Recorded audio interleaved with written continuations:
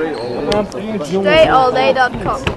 All right, moving on to our next speech. Now, talking about moving fast, this next individual, I don't think I've been here for 4 weeks, and I Toastmaster the last time I was here, and he was doing his first speech, and he's already on speech number 4, which pretty much means he's doing a speech a week. But he was somebody who said he was very serious about doing this. And again, he didn't really give much to introduce him on. We're going to learn a little bit about how to kill procrastination, and the teacher said it's going to be Dre Baldwin. Everybody get to it.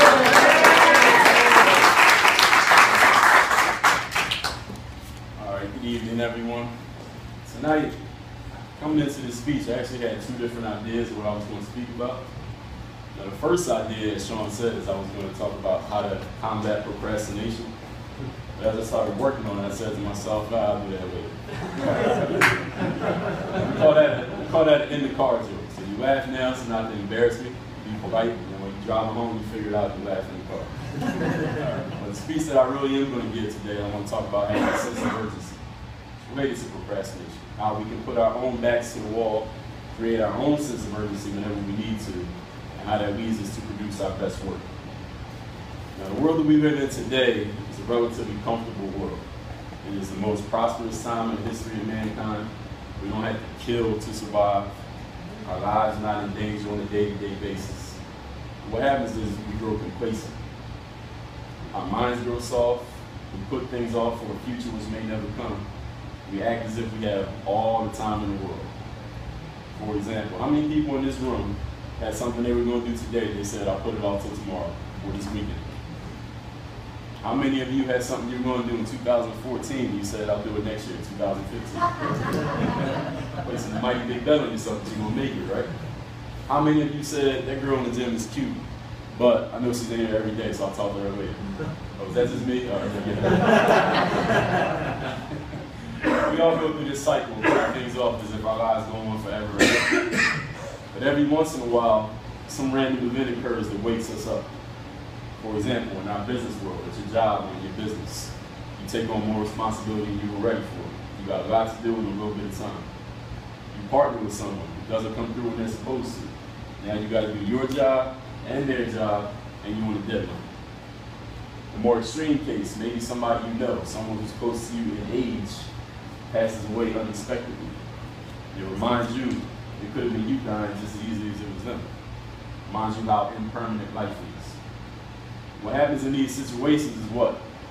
We wake up all of a sudden. We become mentally sharp. Our instincts take over. We start thinking and acting with the energy that we didn't even think we had at the moment. I'm sure that's happened to all of you at one time or another. I know when it happens to me, I always think to myself, you know what, I wish I could bottle up this energy right now and save it for the days when I really want to have some energy, right? And we talk about a law called Parkinson's Law that I read about. Those of you who don't know what it is, Parkinson's Law states, work will expand to fill the amount of time available for it. For example, how many people in this room ever had a project or something they had to get done, they knew they had a month to do it or a year to do it, and you took the whole month or the whole year to get it done? Okay, a few of you. How many of you ever waited till the last minute to do something, and in that last minute you got it done? How many of you ever had a project thrust on you, wasn't yours, but at the last minute it needed to get done, and you figured out a way to get it done? That's Parkinson's Law. However much time you have is as much time as you're going to take. So that leaves us with 2 questions. Number 1, how much time do we have? And number 2, aside from these sporadic events, these surprise events that happen in all of our lives, how can we create our own sense of urgency whenever we want to? Quick story. After Columbus and the Spaniards came to the New World in the 1500s, they settled in Cuba. And they heard that there was a vast land to the east called Mexico that had a lot of gold and riches to be had. The Spaniards were kind of greedy. So they were sending people over there to find out what's going on in Mexico, come back, let us know what's over there so we can go and get that gold.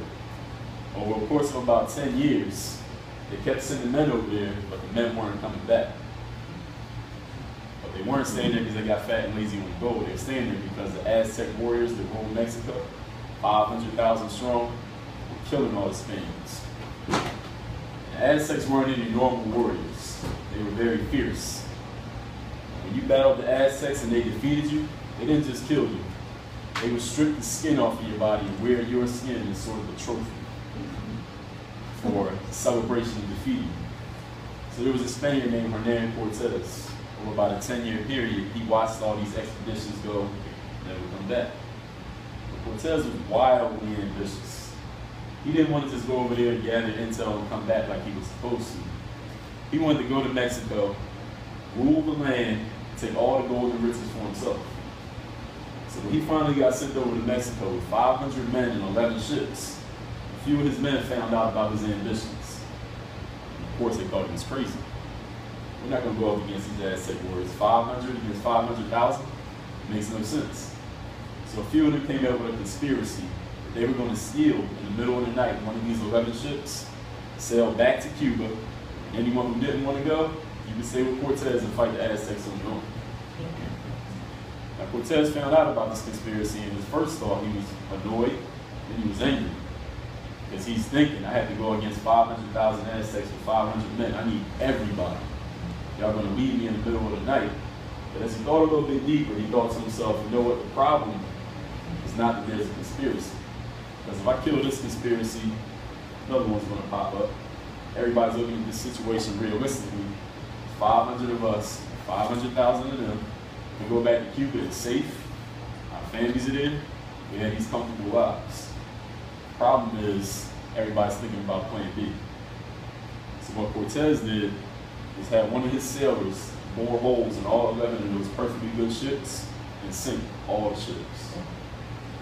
Cortez called his 500 men together and said, now we have no plan B.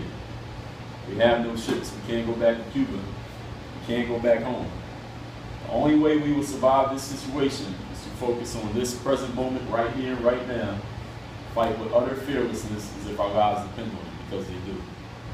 Over the next 2 years, Cortez and his men conquered the Aztec Empire, took siege and destroyed the capital city of Tenochtitlan, what is now known as Mexico City in its place. All because his men fought as if they had nothing to lose. They had to focus on the present moment. In conclusion, our days are numbered. All of us waste time reminiscing about the past, dreaming about an uncertain future. And the only thing any of us truly have is right here and right now. When we are able to develop a sense of urgency, we will cause ourselves to think, act, and live as if there is no plan B. Thank you.